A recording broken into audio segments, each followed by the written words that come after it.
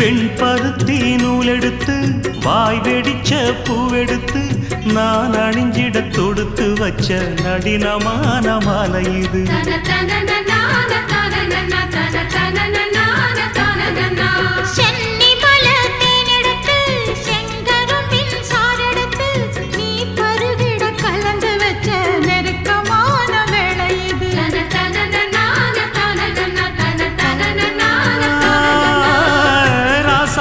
உடம்பிருக்கும் ரவிக்க துணி நானாக அன்னாடம் சூடி கொண்ட ஆசை வச்சாகாதா.